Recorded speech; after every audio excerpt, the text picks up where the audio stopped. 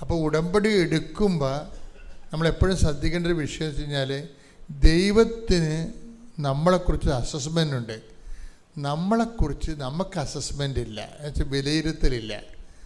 നമ്മളിപ്പോഴും എന്ന് പറയും ഈള പിടിച്ച പിള്ളേരെ പോലെ നടക്കണമെന്നല്ലാതെ, പക്ഷെ ദൈവം ഇങ്ങനെ വളർത്തി ഈ ഉടമ്പടിയിലേക്ക് വരുമ്പോൾ ഒരു മിനിമം നോളജ് നമുക്ക് നമ്മളെക്കുറിച്ച് ഉണ്ടാകണം എന്നാണ് ദൈവം പ്രീസപ്പോസ് ചെയ്യണത്. പണ്ട് ഈ നിക്കോദേമോസിന് ഈ അബദ്ധം പറ്റിയായിരുന്നു. അമ്മയ്ക്ക് പറ്റിയ അതേ അബദ്ധം നിക്കോദേമോസിന് പറ്റി, വേദശാസ്ത്രിക്ക് പറ്റിയായിരുന്നു. വേദശാസ്ത്രി ചോദിച്ചു, പ്രായമായ എനിക്ക് വീണ്ടും അമ്മയുടെ ഉദരത്തിൽ പ്രവേശിക്കാൻ പറ്റുമോ എന്ന് ചോദിച്ചപ്പോൾ ഈശോ ഇതുപോലൊരു ചോദ്യം ചോദിച്ചു. വായിച്ചേ, യോഹന്നാൻ 3:4. നിക്കോദേമോസ് ചോദിച്ചു, പ്രായമായ മനുഷ്യന് ഇത് എങ്ങനെ സാധിക്കും? അമ്മയുടെ ഉദരത്തിൽ വീണ്ടും പ്രവേശിച്ച് അവന് ജനിക്കുവാൻ കഴിയുമോ? അപ്പൊ ഈശോ എന്താ ചോദിച്ചത്? ഈശോയുടെ മറുപടി എന്താ? യോഹന്നാൻ 3:10. യേശു പറഞ്ഞു, നീ ഇസ്രായേലിലെ ഗുരുവല്ലേ? അതാണ് സംഭവം. ഈ പ്രീസപ്പോസ് ചെയ്യണം, നിനക്കിത് അറിയേണ്ടതല്ലേ? അമ്മയോട് ഇത് തന്നെയാണ് ചോദിച്ചിരിക്കുന്നത്, നിങ്ങളോട് ഇത് തന്നെ ചോദിക്കണത്, എന്നോട് ഇത് തന്നെ ചോദിക്കണത്. നീ ഇത്രയും നാൾ ക്രിസ്ത്യാനിയായിട്ട് ജീവിച്ച ആളല്ലേ? പാവത്തങ്ങൾ ആദ്യമായിട്ട് വരുന്നവർക്ക് കുഴപ്പമില്ല. പക്ഷേ നമുക്ക് കുറേ നാൾ ധ്യാനമൊക്കെ കൂടി വരുമ്പോൾ ഈ ചോദ്യം വരും, എന്താണ്? നീ എത്രയോ വർഷങ്ങളായി വചനത്തിൽ എൻ്റെ കൂടെ നടക്കുന്നു. അമ്മയോട് ചോദിച്ചത് എന്താ? അമ്മയോട് എന്താ ചോദിച്ചത്? ഇപ്പം ഇവിടെ എന്താ ഈ നിക്കോദേമോസിനോട് ചോദിക്കണത് എന്താണ്? നീ ഇസ്രയേലിലെ ഗുരുവല്ലേ, ഉപദേഷ്ടാവല്ലേ? എന്താ ചോദിച്ചിരിക്കണത്? നീ ഇസ്രായേലിലെ ഗുരുവല്ലേ, എന്നിട്ടും ഇക്കാര്യമൊന്നും മനസ്സിലാകുന്നില്ലേ? അതാണ് പറഞ്ഞത്. നീ ഇങ്ങനെ കുറേ ധ്യാനങ്ങളൊക്കെ കൂടിയില്ലേ, എന്നിട്ടും നിനക്കിത് മനസ്സിലാവണില്ല എന്ന്. അപ്പോൾ ഈ ധ്യാനങ്ങളൊക്കെ കൂടണത് എന്തിനാണ്? രോഗശാന്തി പ്രാർത്ഥിക്കാനും കുടുംബകാര്യം നടക്കാനല്ല, കുറേ കാര്യങ്ങൾ മനസ്സിലാക്കാൻ വേണ്ടിയാണ്. പറഞ്ഞ മനസ്സിലായില്ലേ? നമ്മൾ ധ്യാനങ്ങളൊക്കെ കൂടണത് എന്തിനാണ്? രോഗശാന്തി നേടാനും മകളെ കെട്ടിക്കാനും PR കിട്ടാനും അതൊന്നുമല്ല, അതിന് മാത്രമല്ല. എന്തിനാണ്? കുറേ കാര്യങ്ങൾ, ആത്മീയ കാര്യങ്ങൾ മനസ്സിലാക്കണം. ഒന്നിട്ട് വായിച്ച ഭാഗം. യേശു പറഞ്ഞു, നീ ഇസ്രായേലിലെ ഗുരുവല്ലേ, എന്നിട്ടും ഇക്കാര്യമൊന്നും മനസ്സിലാകുന്നില്ലേ? അപ്പൊ ഈ മനസ്സിലായാൽ തന്നെ ചോദ്യങ്ങളൊക്കെ അവസാനിപ്പിക്കും. നീ എന്താണ്, ഞാൻ ഉടമ്പടി എടുത്തിട്ടും നീ എന്താണ് ഞങ്ങളോട് ഇങ്ങനെ ചെയ്തതെന്നല്ലേ പല ആൾക്കാരും ചോദിക്കണത്. അത് ചോദിക്കുന്നതിൻ്റെ കാരണം എന്താണ്? ദൈവത്തിൻ്റെ വചനങ്ങൾ, അനുഭവങ്ങൾ, അടയാളങ്ങൾ മാത്രം അന്വേഷിക്കുകയും ദൈവത്തിൻ്റെ വചനങ്ങൾ ദൈവം ആഗ്രഹിക്കുന്ന പോലെ മനസ്സിലാക്കാൻ ശ്രമിക്കാത്തതാണ്. ഈ മനസ്സിലാക്കാൻ ശ്രമിക്കാത്തത് നമുക്ക് മാത്രമല്ല, അമ്മയ്ക്ക് ഈ പ്രശ്നം ഉണ്ടായിരുന്നു. അതാണ്, നീ ഞങ്ങളോട് എന്താണ് ഇങ്ങനെ. അതാ 2:48. അത് കഴിഞ്ഞ് ഈശോ പറഞ്ഞ ഉത്തരവ് എന്താന്ന് ചോദിക്കുക. 2:49. നിങ്ങൾ എന്തിനാണ് എന്നെ അന്വേഷിച്ചത്? ഞാൻ എന്റെ പിതാവിന്റെ കാര്യങ്ങളിൽ വ്യാപൃതനായിരിക്കേണ്ടതാണെന്ന് നിങ്ങൾ അറിയുന്നില്ലേ? അതാണ് പ്രശ്നം. അമ്മ ഇത് അറിയേണ്ടതായിരുന്നു. അറിഞ്ഞിരുന്നെങ്കിൽ അങ്ങനെയുള്ള ചോദ്യം ചോദിക്കത്തില്ലായിരുന്നു. പിതാവിൻ്റെ കാര്യമെന്നും പറഞ്ഞ് ആധ്യാത്മികതയിൽ ഒരു വകുപ്പുണ്ട്. നിങ്ങൾ ദൈവത്തിലേക്ക് വരുമ്പോൾ ആ വകുപ്പിന് സംവരണങ്ങളില്ല, സെക്യൂരിറ്റിയുമില്ല. ഈശോയുടെ കാര്യങ്ങൾക്കാണ് നമുക്ക് സംവരണങ്ങളും നമ്മുടെ പാപങ്ങളൊക്കെ പൊറുക്കുകയും നമുക്ക് കുറേ ദൈവാനുഗ്രഹങ്ങളും അതൊക്കെ തന്ന് നമ്മുടെ സാന്ത്വനവും ക്ഷേമയൊക്കെ തന്നെ ഈശോയുടെ ഡിപ്പാർട്ട്മെൻറ്റിലാണ്. പിതാവിൻ്റെ ഡിപ്പാർട്ട്മെൻറ്റിലാണ് ചെന്ന് അവസാനിക്കണത്. നമ്മൾ അറിയാമല്ല, നമ്മൾ ചെന്ന് അവസാനിക്കണത് എവിടെയാണ്? പിതാവിൻ്റെ ഡിപ്പാർട്ട്മെൻറ്റിലാണ് ചെന്ന് ഈ ജീവിതം അവസാനിക്കണം അവിടെയാണ്.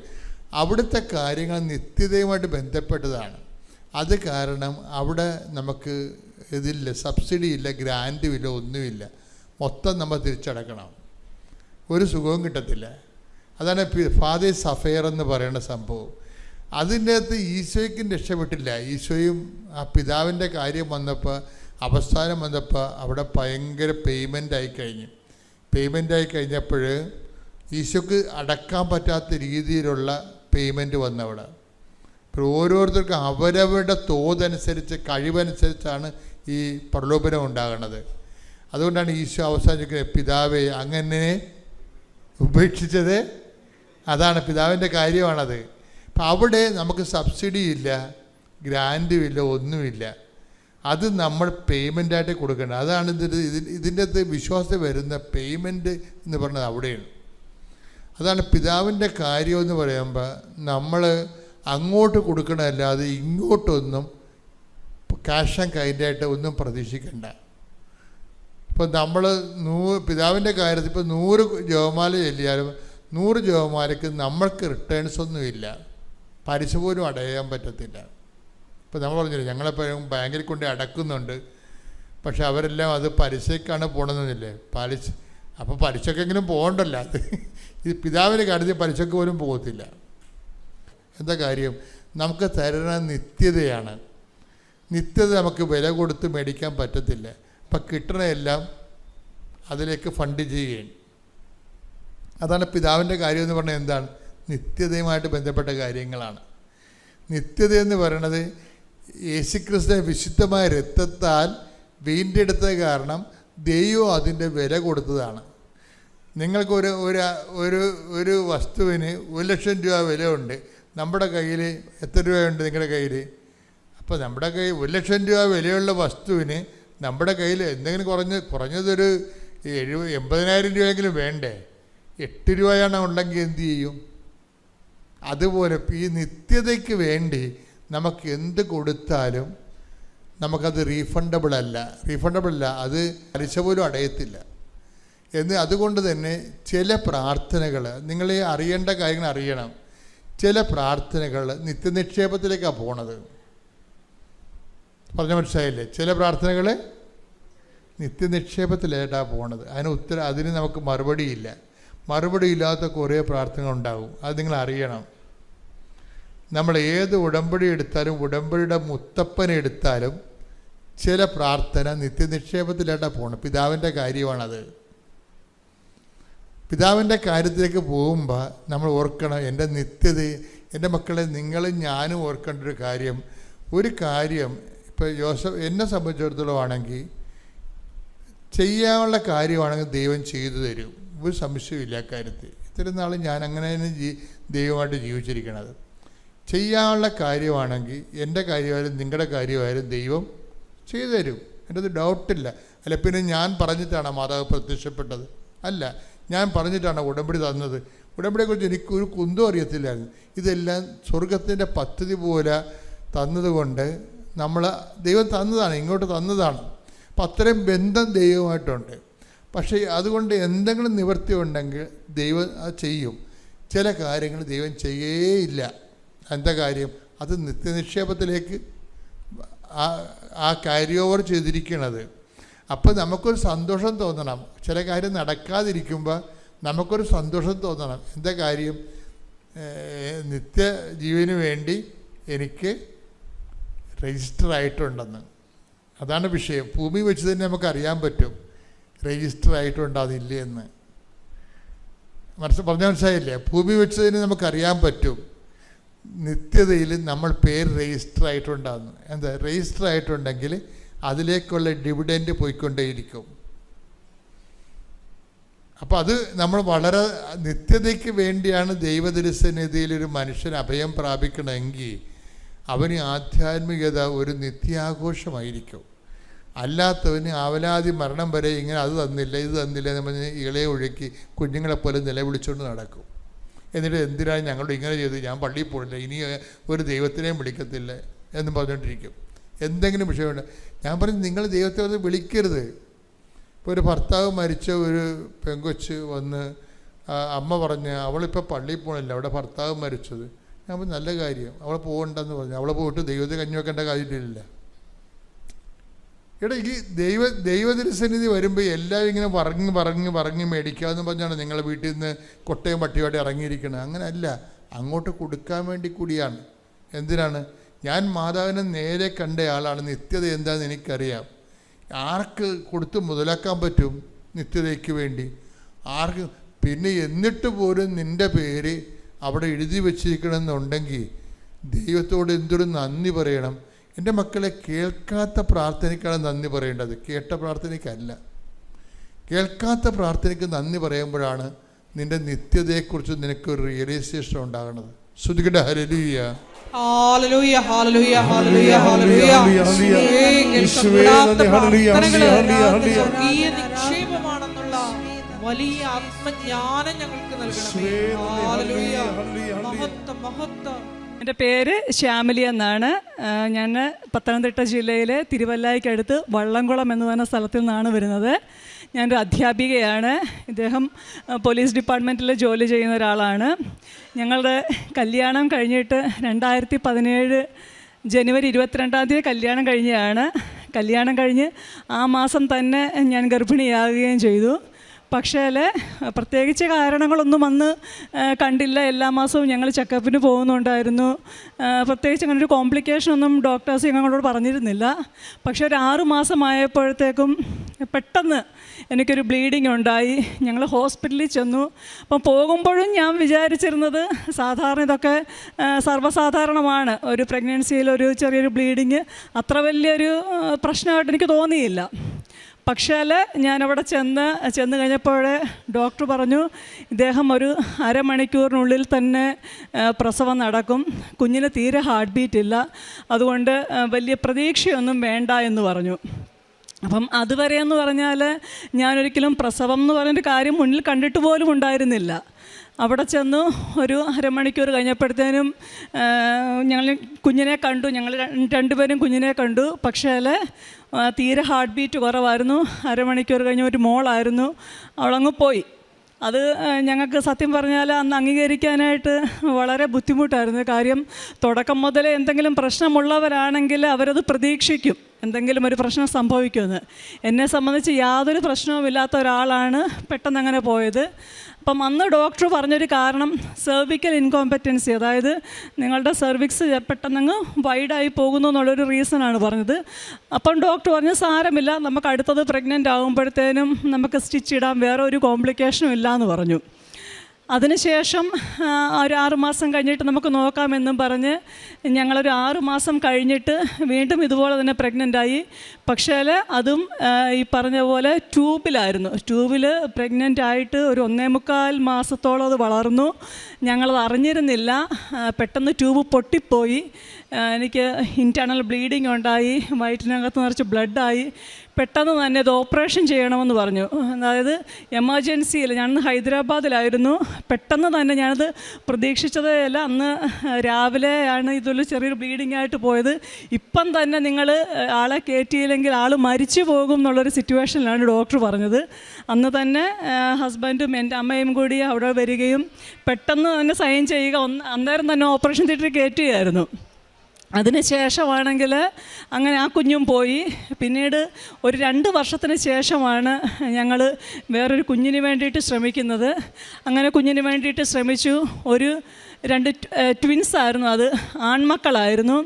അതും ഈ പറഞ്ഞ പോലെ ഞങ്ങൾ പ്രഗ്നൻ്റായി 2 മാസം കഴിഞ്ഞപ്പോഴേ സ്റ്റിച്ചൊക്കെ ഇട്ടു, കംപ്ലീറ്റ് ഡോക്ടർ പറഞ്ഞതുപോലെ ബെഡ് റെസ്റ്റ് എടുത്തു, എല്ലാം ചെയ്തു. പക്ഷേ എന്നിട്ടെന്നും 4.5 മാസമായപ്പോൾ അതും ഈ പറഞ്ഞ പോലെ ഒരു ഡെലിവറിക്ക് പെയിൻ വരുന്ന പോലെ വന്നു.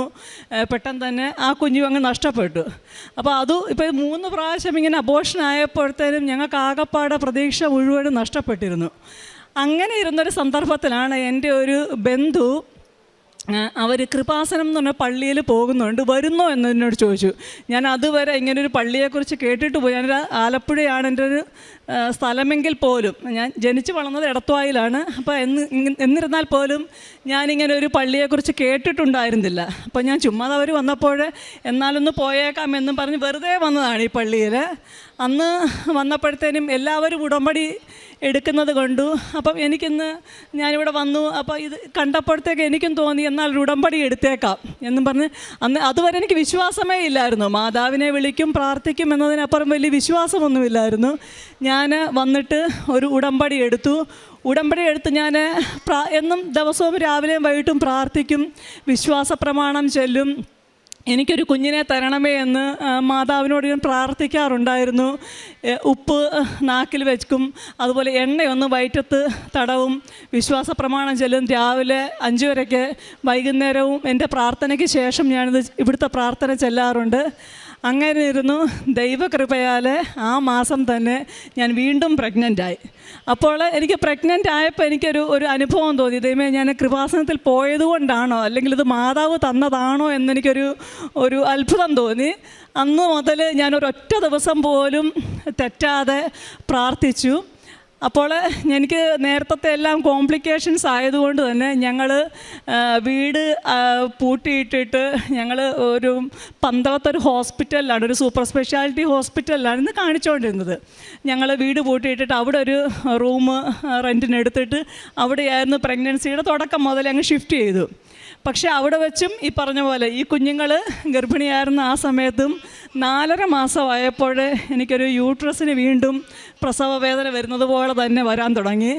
വന്നപ്പോഴത്തേനും ഡോക്ടർ പറഞ്ഞു അതും ട്വിൻസ് കൂടാണ്. ട്വിൻസ് പൊതുവേ ഇച്ചിരി വളർച്ച കുറവായിരിക്കും, ഒരു കുഞ്ഞുള്ളതിനെക്കുറിച്ചും കുറച്ച് വളർച്ച കുറവായിരിക്കും. അപ്പം പറഞ്ഞു നമുക്ക് വലിയ രക്ഷ തോന്നുന്നില്ല, എന്തായാലും നിങ്ങൾ കിടക്ക്, നമ്മളൊരു 2 ദിവസം ഒന്ന് ഡ്രിപ്പിട്ട് നോക്കാം, അത് ഓക്കെ ആണ് എങ്കിൽ ചിലപ്പം നിങ്ങൾക്ക് ഭാഗ്യമുണ്ടെങ്കിൽ കിട്ടുമെന്ന് പറഞ്ഞു. ഞാൻ ഹസ്ബൻഡും ഞാനും അന്ന് മുതൽ ഈ ഒരു പുസ്തകം, കൃപാസനത്തിലെ പുസ്തകം ഞങ്ങൾ കയ്യിൽ വെച്ച് പ്രാർത്ഥിച്ചു. ഉടമ്പടി തൈലം ഞങ്ങൾ എടുത്ത് വയറ്റിൽ പുരട്ടി രാവിലെയും വൈകിട്ടും പ്രാർത്ഥിച്ചു. അതുപോലെ തന്നെ ജോസഫ് അച്ഛൻ്റെ ധ്യാനങ്ങളൊക്കെ യൂട്യൂബിൽ കാണാറുണ്ട്. അത് ഞങ്ങൾ ഹോസ്പിറ്റലിൽ വെച്ച് തന്നെ ഞങ്ങൾ കണ്ട് അതെന്നും കേൾക്കാറുണ്ടായിരുന്നു. ഇതെല്ലാം ചെയ്തു. അങ്ങനെ ഒരു 2 ദിവസം 24 മണിക്കൂറാണ് അവർ പറഞ്ഞത്. 2 ദിവസം ഒരു ദിവസം കഴിഞ്ഞപ്പോഴത്തേനും എൻ്റെ യൂട്രസിൻ്റെ കൺട്രാക്ഷൻ മാറി. അപ്പം അത് ഡോക്ടർ പറഞ്ഞു ഇപ്പം വലിയ കുഴപ്പമില്ല, ഏതായാലും നമുക്ക് നോക്കാമെന്ന് പറഞ്ഞു. ഞങ്ങൾക്കപ്പം ആ ഒരു ഹോസ്പിറ്റലിനേക്കാളും കുറച്ചും കൂടി നല്ലൊരു ഹോസ്പിറ്റലിലേക്ക് ഞങ്ങൾ അടൂർ ലൈഫ് ലൈൻ ഹോസ്പിറ്റലിലേക്ക് വീണ്ടും ഷിഫ്റ്റ് ചെയ്തു. അവിടെ വെച്ചിട്ട് ചെന്ന ഉടനെ ഡോക്ടർ പറഞ്ഞു നമുക്കൊന്ന് സ്കാൻ ചെയ്ത് നോക്കാം കുഞ്ഞെങ്ങനെയുണ്ട്. കുഞ്ഞ് ഓക്കെ ആണെങ്കിൽ കുഴപ്പമില്ല. ദൈവകൃപയാൽ അല്ലെങ്കിൽ മാതാവിൻ്റെ കൃപയാൽ ഞങ്ങളവിടെ ചെന്ന് സ്കാൻ ചെയ്തപ്പം കുഞ്ഞുങ്ങൾക്ക് 2 പേർക്കും ഒരു പ്രശ്നവുമില്ല, നല്ല ഹാർട്ട് ബീറ്റുള്ള നല്ല 2 ഹെൽത്തി ബേബീസാണെന്ന് ഡോക്ടർ പറഞ്ഞു. അങ്ങനെ അപ്പം ഇവിടുന്ന് പന്തളത്തിൽ നിന്നപ്പോൾ ഈ ഡോക്ടർ പറഞ്ഞത് നിങ്ങൾ മാക്സിമം പോയാൽ ഒരു 6 മാസം അല്ലെങ്കിൽ ഒരു 7 മാസം, അതിനപ്പുറം നിങ്ങൾ പോവില്ല. കാര്യം അങ്ങനെയാണ്, നിങ്ങളുടെ കണ്ടീഷൻ അങ്ങനെയാണ്. നിങ്ങൾ ഏത് ദൈവത്തെ പ്രാർത്ഥിച്ചാലും ഏത് വലിയ ഹോസ്പിറ്റലിൽ പോയാലും അതിനപ്പുറം നിങ്ങൾ പോകില്ല എന്ന് പറഞ്ഞു. പക്ഷേ ഞങ്ങൾ മാതാവിൽ വിശ്വസിച്ച് പ്രാർത്ഥിച്ചു. അവിടെ വെച്ച് ഞങ്ങളൊരു ഡേറ്റ് അങ്ങോട്ട് പറഞ്ഞിട്ട് 9 മാസവും 3 ദിവസവും കഴിഞ്ഞിട്ട് ഒരു കുഴപ്പവുമില്ലാണ്ട് ഞങ്ങൾ അങ്ങോട്ടൊരു ഡേറ്റ് പറഞ്ഞു. ഒരു കുഴപ്പവുമില്ലാണ്ട് ഈ കുഞ്ഞുങ്ങളെ 2 പേരെയും ഞങ്ങൾക്ക് മാതാവ് തന്നു. ഒരു പ്രശ്നവുമില്ലാണ്ട് പൂർണ്ണ ആരോഗ്യത്തോടു കൂടി. അതുപോലെ തന്നെ എനിക്ക് 4.5 മാസമായപ്പോൾ ഞാൻ നേരത്തെ പറഞ്ഞിരുന്നു ഈ കുഞ്ഞുങ്ങൾക്കുണ്ടായപ്പോൾ ഒരു യൂട്രസിനൊരു കൺട്രാക്ഷൻ ഉണ്ടായി. അപ്പോൾ എൻ്റെ ഒരു സുഹൃത്തുണ്ട് ഇവിടെ, സെലീന എന്നാണ് അവളുടെ പേര്. അവൾ ജോസഫ് അച്ഛനെ കണ്ടു പറഞ്ഞു അച്ഛാ ഇതുപോലെയാണ് കാര്യം, ഇതിപ്പം 4ാമത്തെ അബോർഷനാണ്, എനിക്ക് ഇനി അവൾക്ക് താങ്ങാൻ പറ്റില്ല എന്ന് പറഞ്ഞു. ഈ കുഞ്ഞുങ്ങളൂടെ പോയി കഴിഞ്ഞാൽ പിന്നെ ഞാൻ ഒരിക്കലും പ്രഗ്നൻസി എന്നൊരു കാര്യം എൻ്റെ ജീവിതത്തിൽ ചിന്തിക്കത്ത് പോലും ഇല്ല. അങ്ങനെ ഇപ്പോൾ എന്താണ് അച്ഛാ ചെയ്യേണ്ടതെന്ന് പറഞ്ഞപ്പം അച്ഛൻ പറഞ്ഞൊരു കാര്യം ഇതാണ്, നീ അവളോട് പറ അവൾ ആ 2 കുഞ്ഞുങ്ങളെയും കൊണ്ടേ വീട്ടിൽ വരത്തുള്ളൂ എന്ന് പറയാൻ പറഞ്ഞു. സെലീന അതുപോലെ തന്നെയാണ് എന്നോട് പറഞ്ഞത്, നീ കരയണ്ട, നീ പ്രാർത്ഥിക്ക്, നീ നിൻ്റെ 2 കുഞ്ഞുങ്ങളെയും കൊണ്ട് നീ നിൻ്റെ വീട്ടിൽ കയറത്തോളം എന്നാണ് അച്ഛൻ പറഞ്ഞിരിക്കുന്നത്. എനിക്ക് 1000 നന്ദി. ഇതിലും വലിയൊരു അനുഗ്രഹം എനിക്കിനി ഈ ജീവിതത്തിൽ കിട്ടാനില്ല. എൻ്റെ 2 കുഞ്ഞുങ്ങളുടെ അമ്മ ഒരേ സമയം, ഇതെന്തൊരു ബ്ലെസ്സിങ് എന്നുള്ള ആലോചിച്ച് നോക്കിയേ. ഒരു കുഞ്ഞിനെ പോലും കിട്ടില്ല എന്ന് പറഞ്ഞ സ്ഥാനത്ത് ഒരേ സമയം ഒരു കുഴപ്പവും കൂടാണ്ട് 2 കുഞ്ഞുങ്ങളെയാണ് എനിക്ക് മാതാവ് തന്ന് അനുഗ്രഹിച്ചത്. മാതാവിന് 1 കോടി നന്ദി, യേശുവിന് 1 കോടി നന്ദി. ഈ ഒരു കൃപാസനം പള്ളിയിൽ വന്നത് എൻ്റെ ഒരു ജീവിതം തന്നെ, ഞങ്ങളുടെ ജീവിതം തന്നെ മാറ്റിമറിച്ചു. ഇന്ന് ഏറ്റവും സന്തോഷമായിട്ട് ഞങ്ങൾ 2 പേരും കഴിയുന്നു. ഭയങ്കര കുസൃതിയുള്ള പിള്ളേരാണ് കേട്ടോ. അതിനും ഒരുപാട് നന്ദി മാതാവിന്, ഒരുപാട് നന്ദി. ഞാൻ കാരുണ്യ പ്രവൃത്തിയായിട്ട് ചെയ്യാറുള്ളത് കൃപാസനത്തിലെ പത്രം എൻ്റെ വീട്ടിലും പരിസരത്തും കൊടുക്കാറുണ്ട്. ഞങ്ങൾക്ക് തിരുവല്ല ഗവൺമെൻറ് ഹോസ്പിറ്റൽ അടുത്താണ്. അപ്പം ഞങ്ങൾ അവിടെ രോഗികൾക്കും ഞങ്ങളെ കൊണ്ട് ചെയ്യാൻ പറ്റുന്ന സഹായം ചെയ്യാറുണ്ട്. ഞാൻ നേരത്തെ പറഞ്ഞു ഇദ്ദേഹം പോലീസ് ഡിപ്പാർട്ട്മെൻറ്റിൽ ജോലി ചെയ്യുന്ന ഒരാളാണ്. അപ്പം ഇദ്ദേഹത്തിൻ്റെ കീഴിൽ വരുന്ന ഞങ്ങളെ കൊണ്ട് ചെയ്യാൻ പറ്റില്ലെങ്കിൽ അദ്ദേഹത്തിന് ചെയ്യാൻ പറ്റുന്ന എല്ലാ കാര്യങ്ങളും ഒരു പോലീസുകാരൻ എന്നുള്ള നിലയിലല്ല, ഒരു മനുഷ്യസ്നേഹി എന്നുള്ള നിലയിൽ എല്ലാ കാര്യങ്ങളും ചെയ്യാറുണ്ട്. ഞാനും അത് ചെയ്യാറുണ്ട്. അങ്ങനെ ഒരുപാട് നന്ദി. പിന്നെ ഈ ഒരു അവസരത്തിൽ ഞാൻ മറ്റൊരു കാര്യം കൂടി പറയാം. ഇദ്ദേഹത്തിൻ്റെ പെങ്ങൾക്ക് 17 വർഷമായിട്ട് ഞങ്ങൾക്ക് ചേച്ചിക്ക് കുഞ്ഞുങ്ങളില്ലായിരുന്നു. അപ്പം ഈ ഒരു അവസരത്തിൽ ഞാൻ പറയുകയാണ്, കഴിഞ്ഞ 3 മാസം മുമ്പ് അവർക്കും കുഞ്ഞുങ്ങളുണ്ട്. ഇവർ തീർച്ചയായിട്ടും സാക്ഷ്യമെന്ന് പറയുന്നതാണ്. ഞാൻ എൻ്റെ ഒരു സന്തോഷത്തിൻ്റെ പുറത്താണെങ്കിൽ പറഞ്ഞതാണ്. അങ്ങനെ ഞങ്ങളുടെ ഒരു കുടുംബം എന്ന് പറഞ്ഞത് കുഞ്ഞുങ്ങളെ ഇല്ലായിരുന്നൊരു വീട് ഇപ്പം കുഞ്ഞുങ്ങൾ കൊണ്ട് നിറഞ്ഞു, കൃപാസനത്തിൽ വന്നതുകൊണ്ട് മാത്രം. അമ്മയ്ക്ക് 1000 നന്ദി, 1000 നന്ദി. ആദ്യമായി അമ്മയ്ക്കും തിരുക്കുമാരനും 1000 നന്ദി പറയുന്നു. അതുകൊണ്ട് ആദ്യമായിട്ട് ഞാൻ ക്ഷമ ചോദിക്കുന്നു. ഞാൻ 2019 ജനുവരി 25-നാണ് ഞാൻ ഉടമ്പടി എടുത്തത്. എനിക്ക് ഒത്തിരിയേറെ അനുഗ്രഹങ്ങൾ തന്നിട്ടും സാക്ഷ്യം പറയാനായിട്ട് ഞാൻ താമസിച്ചു പോയി. അതിന് 1000 ക്ഷമ ചോദിക്കുന്നു. ആദ്യമേ എൻ്റെ പേര് സിജോ വർഗീസ്. ഞാൻ മാന്നാർ പാവുക്കര ഇടവകയിൽ നിന്ന് വരുന്നു. എൻ്റെ വീട് പണിക്ക് സാമ്പത്തികമായി ഒത്തിരിയും ബുദ്ധിമുട്ടുണ്ടായിരുന്നു.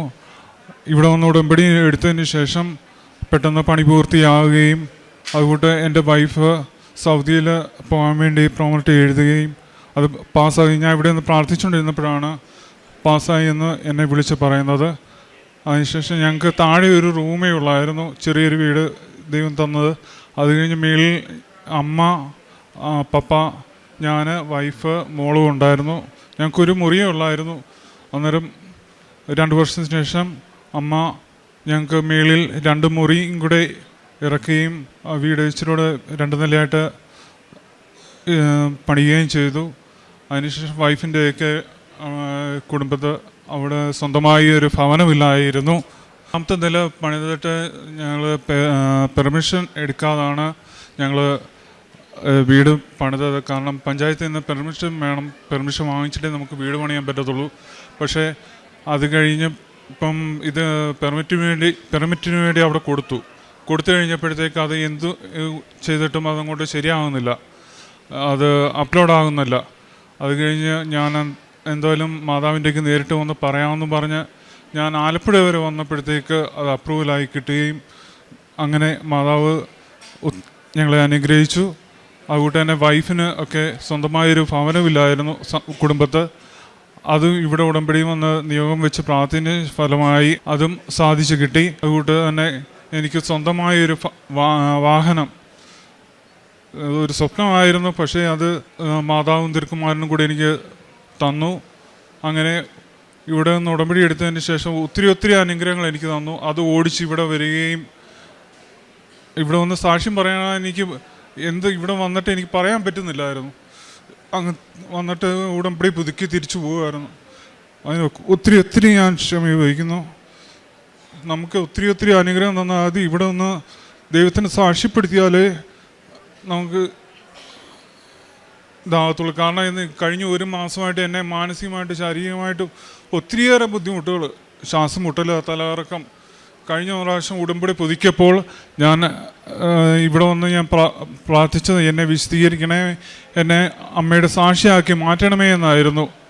ഇവിടെ വന്ന് അമ്മയ്ക്ക് സാക്ഷ്യം പറയാനുള്ള അനുഗ്രഹം തന്നതിന് അമ്മയ്ക്കും തിരുക്കുമാരനും 1000 നന്ദി പറഞ്ഞുകൊണ്ട് ഞാൻ പ്രേക്ഷിത പ്രവർത്തനമായിട്ട് ചെയ്ത ഇവിടെ വന്ന് ഉടമ്പടി പത്രം വാങ്ങിച്ച് ഓട്ടോറിക്ഷ സ്റ്റാൻഡിലും അല്ലാതെ വീടുകളിലും എല്ലാം കൊണ്ട് കൊടുക്കും, പള്ളികളിലും എല്ലാം ഞാൻ കൊണ്ട് കൊടുക്കും. അതുകൊണ്ട് അനാഥാലയത്തിൽ പോയി ഫുഡ് കൊടുക്കും, ഹോസ്പിറ്റലിൽ പോയി ഫുഡ് കൊടുക്കും. അല്ലാതെ രോഗികൾക്കൊക്കെ പൈസ ആവശ്യമുള്ളവർക്ക് ഇങ്ങനെ വരുമല്ലോ, അന്നേരം ഞാൻ അത് പൈസ അവർക്ക് അയച്ചു കൊടുക്കും, അവരുടെ അക്കൗണ്ടിലൊക്കെ അയച്ചു കൊടുക്കും. പിന്നെ എനിക്ക് സ്ഥിരമായിട്ട് ജോലിയില്ലായിരുന്നു. പക്ഷേ എൻ്റെ വൈഫ് സൗദിയിൽ നേഴ്സാണ്. ഞാൻ എന്താവശ്യം പറഞ്ഞാലും അവർക്ക് പൈസ കൊടുക്കണമെന്ന് പറഞ്ഞ് വൈഫ് തന്നെ എന്നെ ഒത്തിരി പ്രചോദിപ്പിക്കാറുണ്ട്. വൈഫ് ഇപ്പോൾ സൗദിയിലെ നേഴ്സാണ്. ഇവിടെ വന്ന് പ്രാർത്ഥിച്ചതിൻ്റെ ഫലമായിട്ടാണ് പ്രോമോട്ടറി പാസ്സായി സൗദി ജോലി കിട്ടിയത്. അത് കഴിഞ്ഞ് 2 വർഷം കൂടെ കഴിഞ്ഞ് വൈഫിന് ജോലി മാറിക്കയറുവാനായിട്ട് ചെറിയൊരു ബുദ്ധിമുട്ടുണ്ടായിരുന്നു. അന്നേരം അത് ഇവിടെ വന്ന് ഉടമ്പടി എടുത്ത് പ്രാർത്ഥിച്ചതിന് ശേഷം അത് സാധിച്ചു കിട്ടുകയും ചെയ്തു. ഇത്രയൊക്കെ അനുഗ്രഹങ്ങൾ എനിക്ക് തന്നതിന് അമ്മയ്ക്കും തിരുക്കുമാരനും 1000 നന്ദി പറയുകയും ഉടമ്പടി സാക്ഷ്യം പറയാൻ താമസിച്ചതിന് ഒത്തിരി ക്ഷമ ചോദിക്കുകയും ചെയ്യുന്നു. ഞാൻ എല്ലാ ദിവസവും പള്ളിയിൽ കുർബാനയ്ക്ക് പോവുകയും നേരത്തെ ഇടയ്ക്ക് മുടങ്ങിപ്പോകാറുണ്ടായിരുന്നു. ഇപ്പം ഞാൻ ഡെയിലി കുർബാനയ്ക്ക് പോവുകയും നേരത്തെയൊക്കെ ആണെങ്കിൽ ഞാൻ കുമ്പസാരിക്കാനൊക്കെ ഒത്തിരി മടി കാണിച്ചിട്ടുണ്ട്. ഇപ്പോൾ 2 ആഴ്ച കൂടുമ്പോൾ ഞാൻ കുമ്പസാരിക്കാറുണ്ട്, ഡെയിലി കുർബാനയ്ക്ക് പോകാറുണ്ട്. ബൈബിള് അങ്ങനെ ഞാൻ ജസ്റ്റ് ഒന്ന് വായിച്ചു പോകത്തേ ഉള്ളായിരുന്നു. ഇപ്പോൾ അരമണിക്കൂർ വെച്ച് വായിക്കാറുണ്ട്. പിന്നെ സന്ധ്യപ്രാർത്ഥനയും കുടുംബ പ്രാർത്ഥനയും എല്ലാം ചൊല്ലാറുണ്ട്. ഇപ്പം ഇത്രയേറെ ഞങ്ങളുടെ ഭവനത്തിന് അനുഗ്രഹങ്ങൾ തന്ന അമ്മ മാതാവിനും തിരുക്കുമാരനും 1000 നന്ദി പറഞ്ഞുകൊണ്ട്